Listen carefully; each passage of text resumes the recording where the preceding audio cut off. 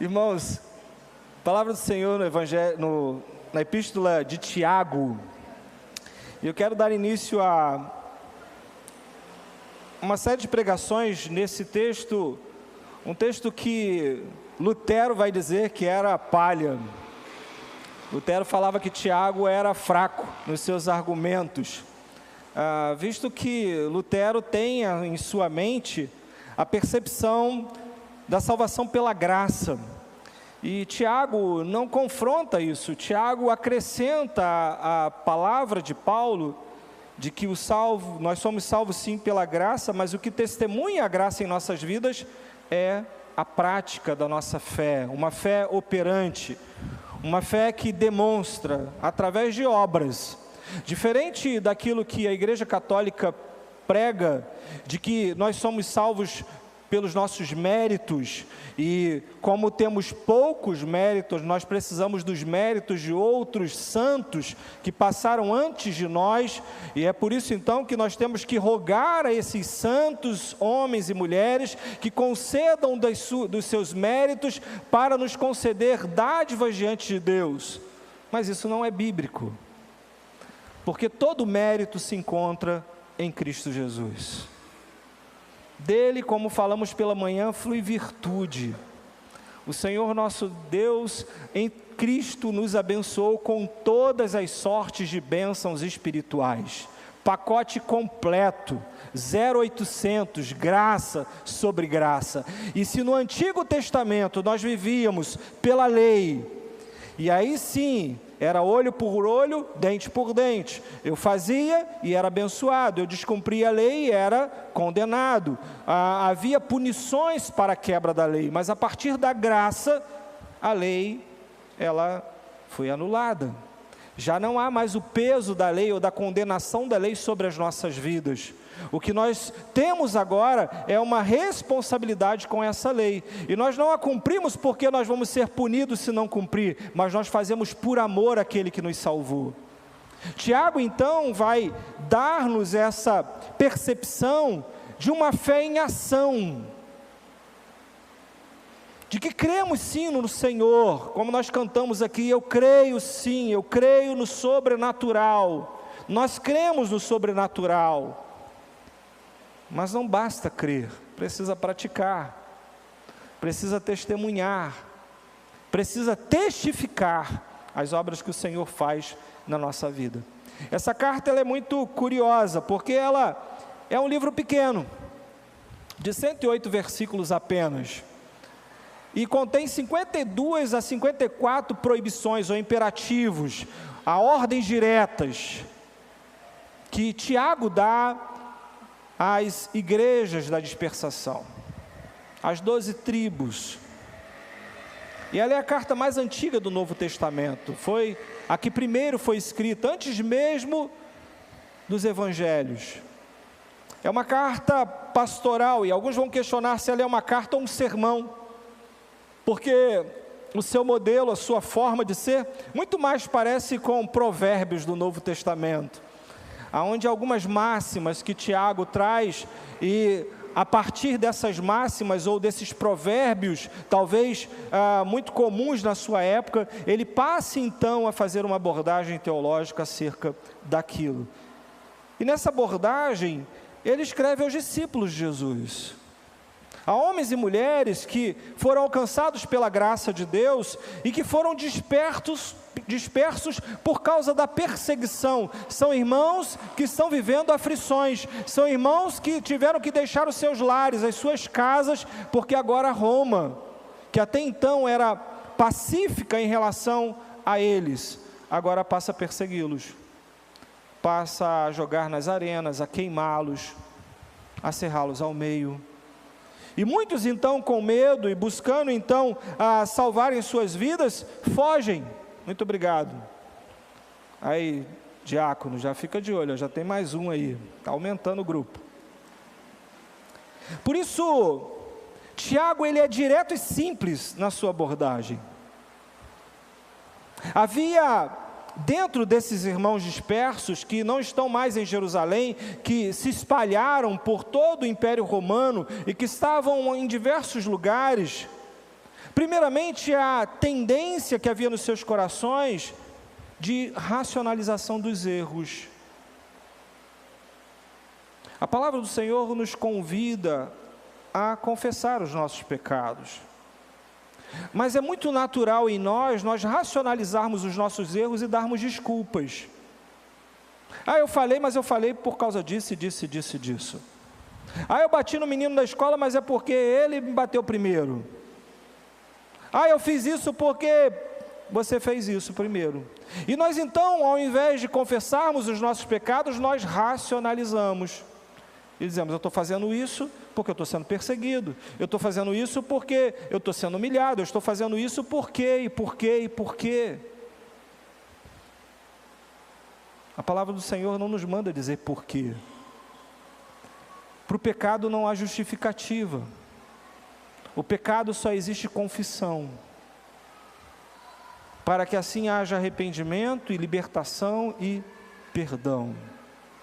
Nós não temos que justificar. Quem fica de mimizada são os de lá. Nós reconhecemos. Uma outra coisa que Tiago vai trabalhar nessa epístola é os propensos a negociarem o valor da fé. Uma vez que eu abandonei minha casa, abandonei meu lar, abandonei tudo, é muito fácil agora eu dizer, mas eu estou fazendo isso por causa disso. Eu estou vivendo isso porque eu estou passando por essa aflição. Eu não estou mais congregando porque Deus sabe o que eu estou vivendo. Eu não estou mais dando meu dízimo porque Deus sabe como está a minha vida financeira. Eu não estou mais com meu marido porque Deus sabe. Nós vamos então, de uma certa forma, negociando ordens de Deus. A lei, embora tenhamos sido alcançadas pela graça, ela continua tendo validade. Ela é perfeita. Elas são bons conselhos do Senhor para as nossas vidas e devem ser vividas e cumpridas. Não mais por uma obediência por causa do castigo, mas agora sim por amor àquele que nos salvou. Mas eles também estavam vivendo num contexto de adversidade. Eles estavam sendo perseguidos. Estevão havia sido apedrejado, diácono eleito da igreja, diante do povo. E o povo tem medo. E o povo está sendo assolado, perseguido. E Tiago, então, como um tema principal dessa carta, já no versículo 1 e 2, ele vai trabalhar isso. Ele vai dizer que aquela igreja, ou aquelas pessoas deveriam se alegrar, ter por motivo de grande alegria, por estarem passando por tudo isso. E aí, meus irmãos, como é que eu vou me alegrar por estar sendo perseguido? Como é que eu vou me alegrar com vendo os meus filhos, meu esposo, até mesmo a minha vida sendo dizimada? Mas o que Tiago vai nos lembrar é que através dessas provas, e nós falamos disso aqui pela manhã, nós exercitamos paciência. Paciência. Saber esperar, saber aguardar. Porque se estamos sendo perseguidos por causa da nossa fé em Cristo Jesus, é porque é uma coroa reservada para nós, e Satanás quer roubá-la, e Satanás quer destruí-la, e Satanás quer, de alguma forma, usurpar dela. Porque, como igreja do Senhor, quando somos afligidos, significa que estamos sendo inimigos do nosso, ou do inimigo do nosso rei. Nós estamos incomodando Satanás, nós estamos incomodando o inferno, nós estamos incomodando o mal. E ele então se levanta, porque o propósito de Satanás é destruir a igreja. Mas enquanto nós temos essa percepção apenas do mal, da aflição, do sofrimento, nós não percebemos a razão por que estamos sendo afligidos, a razão por que estamos sendo aprovados ou provados por nosso Deus. Por isso Tiago traz 3 ênfases nesse texto. A primeira ênfase está no novo nascimento. Tiago vai nos mostrar que, embora a velha natureza permaneça ativa em nós, porque o pecado, como o próprio Paulo afirmou, o bem que eu quero fazer, não faço, mas o mal está sempre comigo. Ele é ativo em nós. Não é porque eu me rendi a Cristo Jesus que agora eu sou perfeito, que agora eu não faço mais pecado, que agora eu não mais quebro a lei, que agora eu já não... Não. Nós continuamos com o pecado ativo no nosso coração. Mas o próprio Cristo vai nos dizer de que através do Espírito Santo de Deus, nós vamos nos tornando uma nova criatura. Há um novo nascimento. Há uma nova vida, nós vamos nos despojando da nossa velha natureza e vamos nos vestindo do novo. Nós vamos colocando a armadura de Deus, nós vamos colocando em nossa vida a prática das Escrituras Sagradas, mediante esse novo nascimento.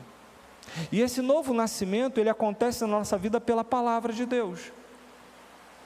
Então, de repente, eu estou em pecado, eu estou em erro em alguma coisa, e eu ouço a palavra de Deus, seja através da pregação aqui na igreja, seja através das pastorais que os presbíteros mandam, seja através de um amigo, seja através de uma música, seja através do mover do Espírito Santo, até mesmo de um sonho. E pela palavra de Deus, por ouvir a voz de Deus, eu digo: eu vou nascer de novo nessa área, eu vou recomeçar, porque até aqui não foi bom esse caminho, e eu preciso agora andar num novo caminho, numa nova vida, numa nova direção. E aí, ok, agora eu acertei minha caminhada nessa área, mas essa aqui ainda está fora. E aí eu preciso de uma nova palavra, eu preciso do Espírito Santo de Deus, eu preciso da espada do Espírito Santo de Deus, para dizer novamente: olha, você arrumou ali, mas aqui ainda está precisando de arrumação. E assim o vento, o Espírito, ele vai soprando para onde ele quer, e direcionando para onde ele quer. E muitas vezes, quando eu estou preparando mensagem, eu pergunto para Deus: mas o que o Senhor quer falar com isso? Para onde o Senhor está querendo conduzir?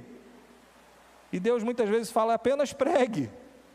Não é papel seu direcionar aonde essa palavra vai levar. Não é papel seu direcionar aonde o povo vai caminhar, porque isso quem faz é o Espírito Santo do Senhor. Então, do verso 13 ao verso 19a, Tiago vai nos lembrar desse novo nascimento. A partir, então, do versículo 19b até o versículo 25, a ênfase agora é crescimento espiritual.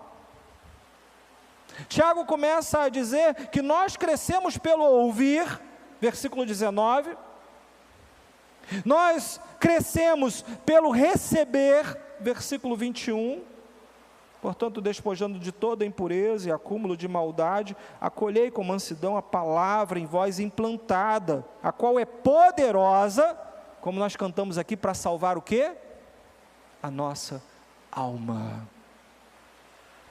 O que salva é a palavra de Deus.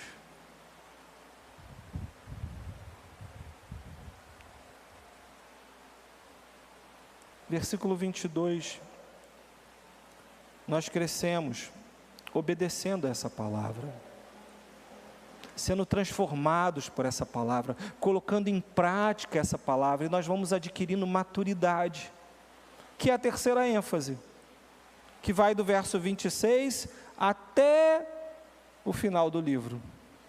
Ou seja, a maior parte dessa carta vai trabalhar a questão da maturidade.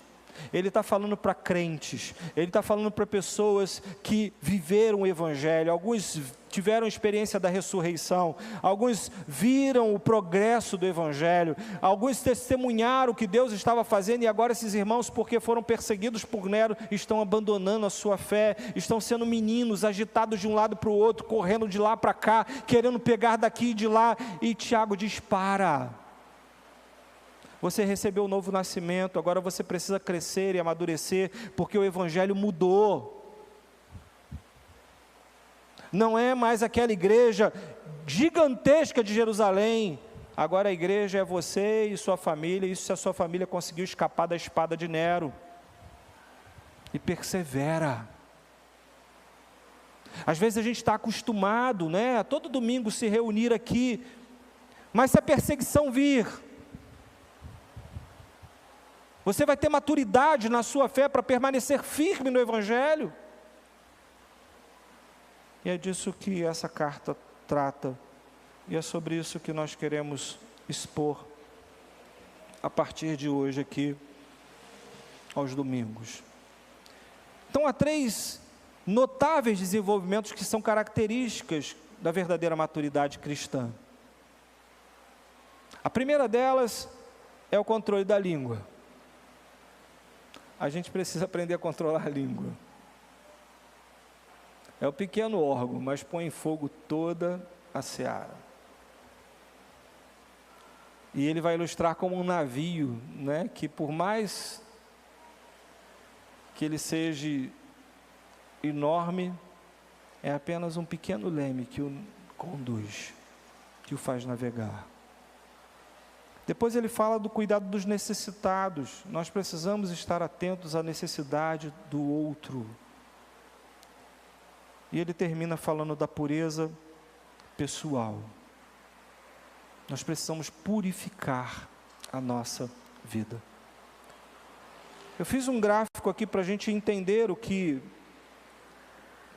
Tiago está dizendo. Existe um desafio na nossa vida, uma montanha no nosso viver, que muitas vezes é intransponível. Muitas vezes a gente não consegue atravessar, mas Jesus vai dizer, se você tiver fé do tamanho de um grão de mostarda, você consegue dizer para essa montanha, lança-te no mar, e ela se lançará. Mas como é que isso acontece? Tiago diz. A primeira coisa é a provação, é a montanha em si. Ela pode nos levar a 2 caminhos, a tentação ou a regeneração. Sermos tentados em desistir, em abandonar, em fazer um caminho alternativo, em buscar um novo lugar para passar, ou seguir em frente. E aí para isso é necessário ensino, como eu vou escalar essa montanha, como eu vou atravessar esse deserto, como eu vou passar por esse vale, como eu vou enfrentar essa situação, para que eu consiga chegar do lado de lá, para que eu consiga não apenas, visto que eu nasci, e aí a gente lembra da parábola da semente, lembra? Que foi semeada, e alguns caíram em lugares rochosos. O que acontece com essa semente? Embora ela tenha nascido, ela não cresce. Outros nasceram em meio ao espinho, e embora elas consigam crescer, mas são sufocadas, e aí também, mas aquela que consegue cair num bom solo, o que acontece com ela? Ela cresce, se desenvolve, amadurece, e gera novos frutos. É exatamente isso que Tiago está dizendo. E para que a gente consiga crescer, é necessário reconstruir nossos hábitos.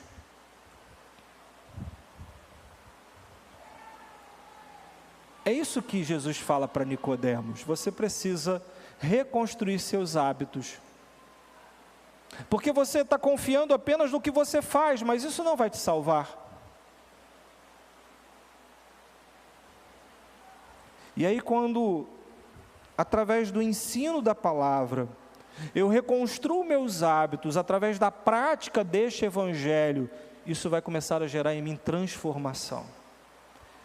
E gente transformada consegue controlar a língua. Gente transformada consegue cuidar do necessitado. Gente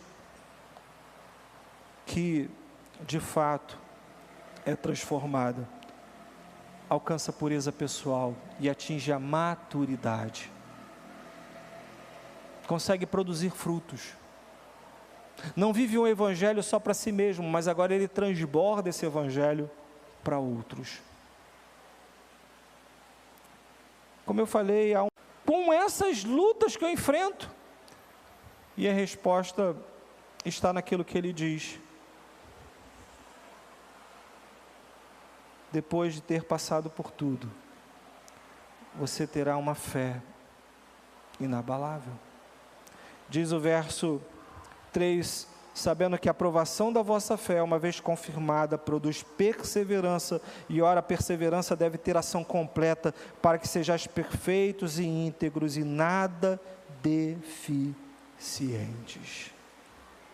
Esse é o propósito de Deus nas nossas vidas, nos livrar de todas as nossas deficiências, nos livrar de todos os nossos temores, porque a gente só tem medo enquanto não passa por aquilo, mas depois que você passa por aquilo, você se torna mais resistente, você começa a enfrentar aquilo, você percebe que aquilo não tirou a sua vida, de que aquilo não foi o seu fim, que há uma oportunidade, e eu continuo a perseverar, há uma vida além, há uma montanha a mais, mas eu já passei uma e eu consigo passar a outra. Por isso, nós precisamos transformar as tribulações em triunfo. Primeiro porque as provações são compatíveis com a fé cristã. Tiago, ele falando sobre as provações cristãs, ele ensina 4 coisas fundamentais. E ele vai dizer, ou João 16:33 vai dizer, essas coisas vos tenho dito, para que tenhais paz em mim. A nossa paz não está no mundo, a nossa paz não está nas circunstâncias, a nossa paz está em Jesus. Se você estiver com a sua vida em Jesus, há paz. Se não há paz, é porque a sua vida está em sintonia com aquilo que Jesus é. No mundo passais por aflições, mas tende bom ânimo. Por quê? Porque o Senhor Jesus venceu o mundo. Deus nos adverte a esperar as provações. A vida cristã não é um mar de rosas. Não é. O apóstolo vai dizer, por muitas tribulações nos é necessário entrar no reino de Deus. Lembra que eu falei que para entrar no reino de Deus você precisa se humilhar, para passar pela porta das agulhas você tinha que se rebaixar, e assim é o reino de Deus. Deus não recebe soberbos na sua presença, só necessitados. Aquela mulher de fluxo contínuo, ela só foi salva da sua enfermidade, porque se esgotou todas as possibilidades, e ela não tinha mais o que fazer. Aquilo afligia de dia e de noite, como eu preguei de manhã. Mas quando ela toma atitude no seu coração de tocar em Jesus, por meio da fé, ela se vê liberta, ela se vê salva. Mas para isso ela precisou se humilhar, para isso ela precisou confessar diante de Jesus o seu pecado e diante da multidão, correndo o risco de ser apedrejada. Mas a graça o alcançou, a graça o salvou. Paulo diz lá em 2 Timóteo 3,12, todos os que querem viver piamente em Cristo Jesus vão padecer perseguição. E o próprio patriarca Jó vai dizer, o homem nasce para a tribulação, como faíscas voam para cima. Nós nascemos para tribulação. Nós nascemos para o caos.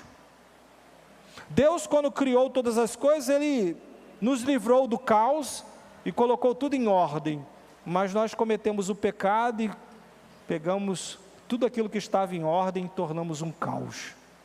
Destruímos todos os valores construídos por Deus, desestabilizamos famílias, desestabilizamos a nossa relação um com o outro, a nossa relação com Deus, deixamos de adorar a Deus da maneira que deveria ser adorado, passamos a desobedecer e não obedecer, e consequentemente o que a gente herda?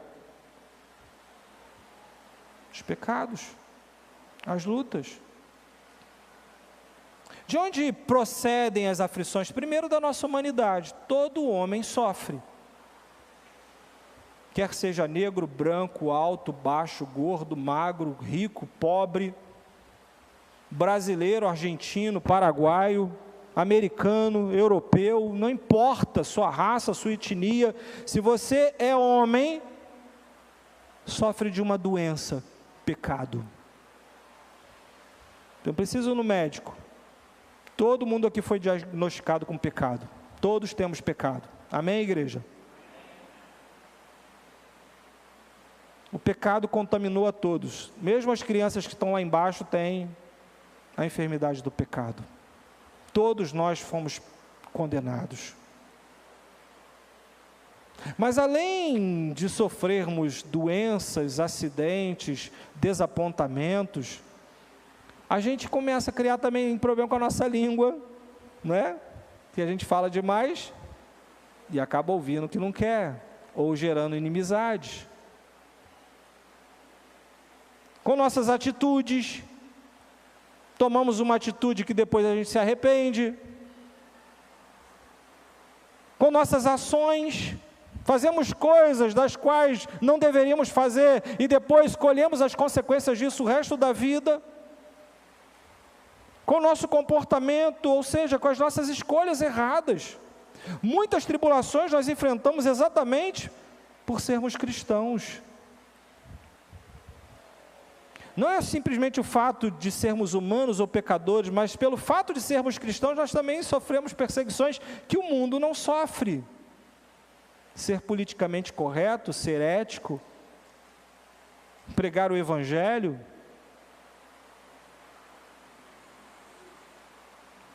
Mas algumas das aflições nos são dadas por Deus.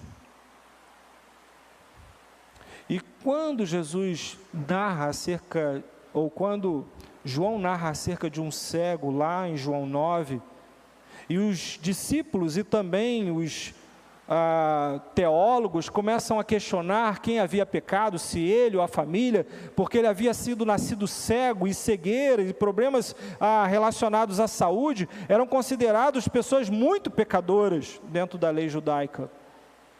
E Jesus vai dizer, nem ele pecou, nem seus pais, mas foi para que se manifestasse nele a glória de Deus. Então, muitas das aflições que você sofre, muitas das enfermidades que você sofre, muitas das situações que você sofre, é porque Deus está trabalhando em você.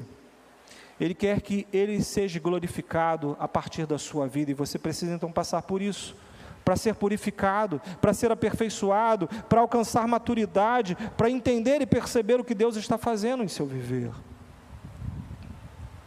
Mas além de as provações serem incompatíveis com a fé cristã, Tiago diz que elas também são variadas.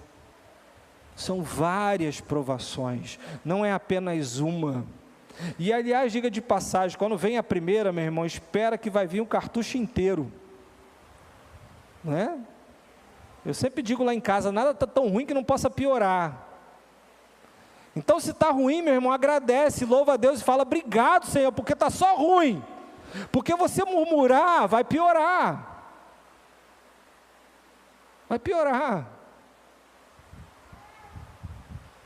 Lembra de Jó?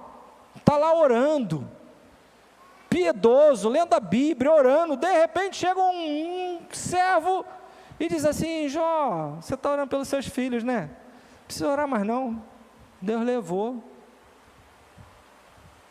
Mal esse termina de falar, chega o outro e fala, Jó, tu não tem mais cabrito, tu não tem mais ovelha.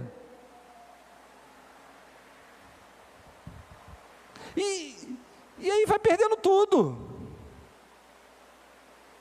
Só fica a mulher.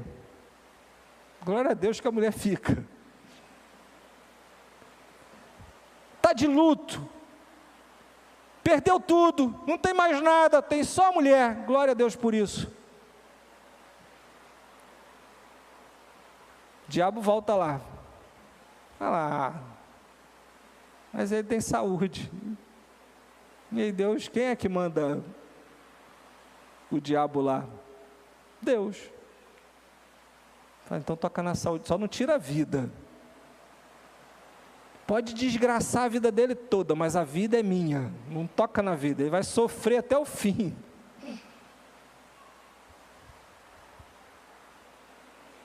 E Jó é amado por Deus. Deus nos ama. Mas para que tudo viesse ser restituído o dobro, porque tem gente que quer ganhar o dobro, né? Senhor, me dá sorte dobrada.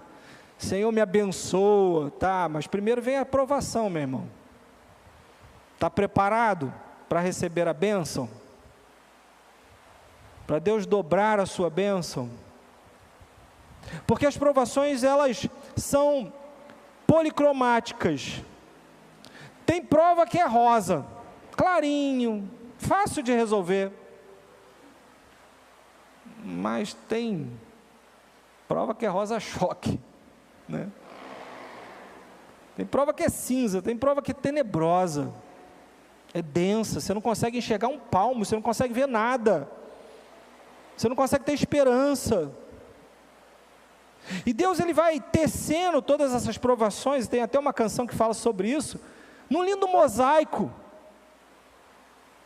até que se torne obra perfeita, clara. E aí as pessoas admiram e falam, meu Deus, como eu admiro sua vida. É, meu irmão, porque você não viu o perrengue que eu passei lá atrás? Não é? Rapaz, você conseguiu, hein? Olha, que família abençoada. É, você não viu os tombos que eu tomei. Você não viu pelas lutas que eu enfrentei. Abraão, você vai ser o pai de grande nação, né? E todo mundo queria ser filho de Abraão, mas vai lá andar no deserto, vai lá passar fome. Mas o fato é que todas as coisas cooperam para o bem daqueles que amam a Deus. Amém, igreja? Tudo está cooperando para o seu bem. Deus não faz nada para o seu mal. Deus não quer te destruir, Ele quer salvar a sua vida. Ele quer que você se desconecte de tudo que Ele já te deu e tudo que Ele te dá, para que você tenha apenas Ele no seu viver. E possa desfrutar então de forma perfeita tudo que Ele dá. Porque para cada cor de provação existe uma graça suficiente de Deus para sustentar-nos. O choro dura uma noite, mas a alegria vem. Você crê? Precisamos crer. Precisamos crer. Porque não existe um padrão para as provas. Há provas fáceis, há provas difíceis, há provas que a gente passa sozinho, há provas que são maiores que as nossas forças, mas Deus sabe o que está fazendo em nossa vida. Ele é um escultor. Tem horas que Ele usa o martelo com mais força, tem horas que Ele abranda, porque Ele está esculpindo em nós a beleza de Jesus Cristo. Não é nada fácil parecer com Jesus. É fácil ser imitador de Cristo? Sim ou não? Não. É fácil, como a gente cantou do milagre lá, passar 40 dias no deserto, sem pedir para transformar a pedra em pão? Não. Mas é assim que Jesus quer que a gente seja. É assim que o Pai quer que a gente seja, igual nosso irmão mais velho. E Deus está nos esculpindo. A graça de Deus é multiforme, multicolorida, que cobre multidões de pecados e nos aperfeiçoa para a glória do seu nome. Mas louvado seja Deus, porque além de variadas, elas também são passageiras. Prova passa. A gente fica assustado antes, durante, mas depois que a gente passou, de que veio a aprovação, de que aquela tempestade já passou, a gente celebra, a gente se alegra. Provações não duram a vida inteira, meu amado irmão, minha amada irmã. Ninguém aguenta uma vida inteira de provas. Ninguém, Deus sabe disso. E Ele mesmo vai dizer que Ele não dá prova que a gente não venha suportar. Se você é muito provado é porque você suporta muito. Então louvado seja Deus por isso, que Deus te fez forte, né? Você poderia ganhar uma provazinha assim, mas seria fraco. Aí você quer ser o fraco. Não, seja o forte, seja maduro. E por fim, as provações são pedagógicas. Nas provações da vida, a nossa fé é testada para mostrar sua genuidade. Deus quer saber se somos genuínos. Deus quer saber se a gente glorifica Ele quando a gente está vivendo em paz ou quando a gente está vivendo em guerra. Deus quer saber se a gente vai glorificar, porque em tudo a gente tem que dar graças, não é? Não é essa a vontade do Pai, que Tessalonicenses diz? Então, é muito fácil dar graça a Deus quando a gente é aprovado ou quando a gente está vivendo uma vida boa, de bonança, está tudo dando certo, né? A gente está acertando direto na loteria, está indo de vento em polpa, mas quando o negócio começa a azedar, é ali que temos que glorificar. É ali que temos que nos alegrar. É ali que temos que testemunhar a nossa fé e dizer: eu sei que isso vai passar. Eu sei que isso vai ter um fim. Eu sei que o choro dura uma noite, mas o Senhor virá com alegria pela manhã. Eu sei que Deus está trabalhando em mim, porque as provações de nossa fé trabalham por nós e não contra nós. Deus não está contra você. Deus estava fortalecendo a fé de Jó, e Deus quer fortalecer a sua fé também, meu amado irmão e minha amada irmã. Deus está no controle da nossa vida. E eu queria que você terminasse essa mensagem comigo lendo aquilo que 1 Pedro 1, 6 a 9 nos diz. Você pode ler comigo? Dá para ler ali? Vamos ler. Nisso vocês exultam, ainda que agora, por um pouco de tempo, devam ser entristecidos por todo tipo de provação. Assim acontece para que fique comprovado que a fé que vocês têm, muito mais valiosa do que o ouro que perece, mesmo que refinado pelo fogo, é genuína e resultará em louvor, glória e honra, quando Jesus Cristo for revelado. Mesmo não o tendo visto, vocês o amam, e apesar de não o verem, agora creem nele e exultam com alegria indizível e gloriosa, pois vocês estão alcançando o alvo da sua fé, a salvação das suas almas. Louvado seja Deus. O Senhor está preparando a salvação das nossas almas. Não se preocupe com o seu corpo corruptível, ele será transformado. Não se preocupe com os seus bens que perecem nesta terra, porque eles serão queimados. Não se preocupe com os anos na sua vida, porque eles são poucos, eles não vão ser acrescidos. Nós não conseguimos esticar o tempo.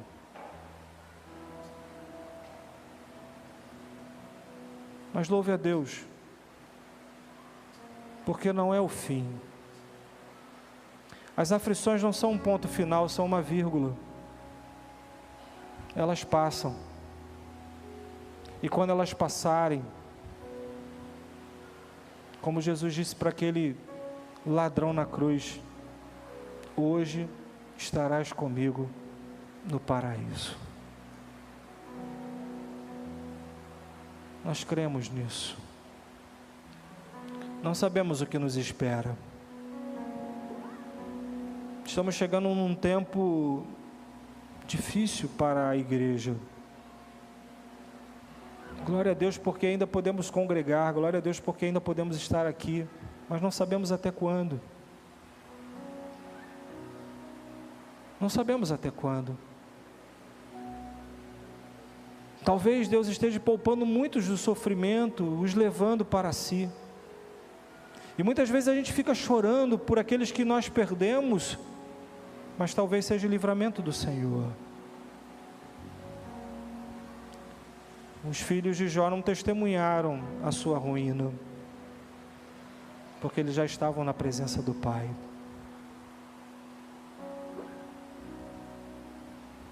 Aquilo que parece para nós dor,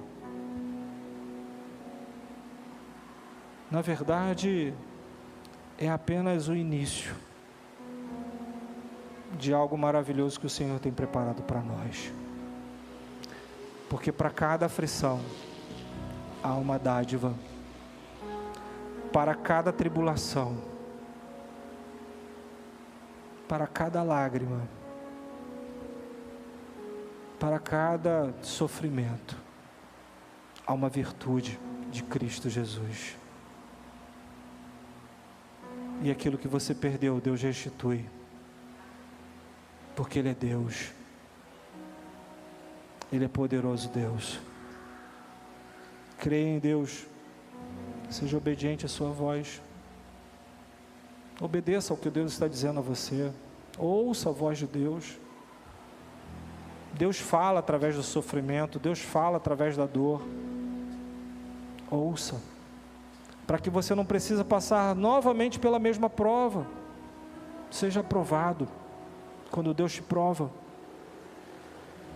Confie naquilo que Deus está fazendo, Ele sabe o que é melhor para a sua vida. Se você perdeu o emprego, é difícil, mas se alegre, porque Deus tem algo melhor.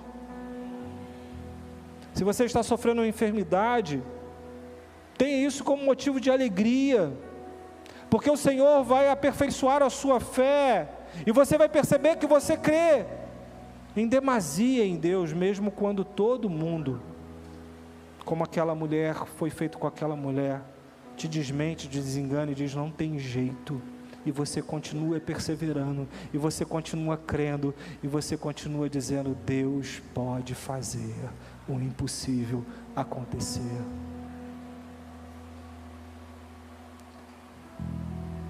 Deus não perde o controle nunca. E mesmo que a sua vida pareça estar descendo uma ladeira a 200 por hora, e há uma parede lá te esperando, e você vai se espatifar, Deus te dá asas, e te faz passar sobre. Ele é poderoso Deus.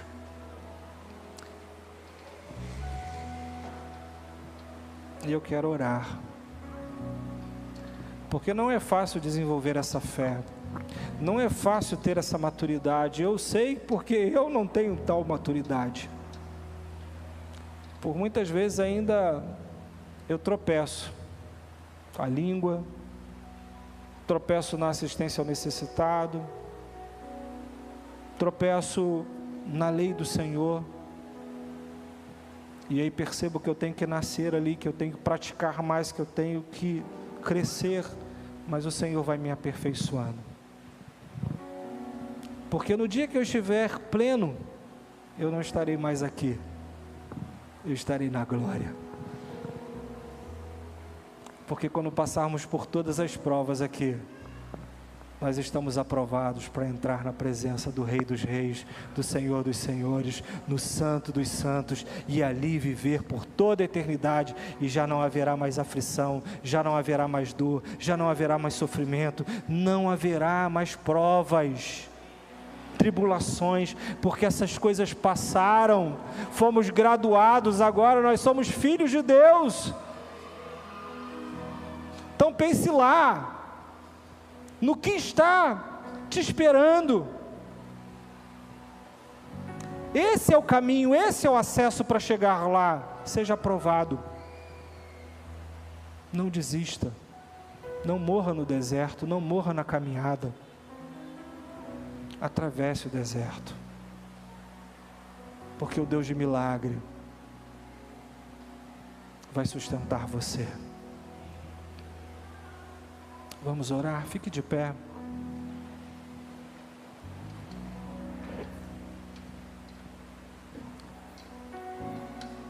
Olhe dizendo: Senhor, eu quero ser maduro,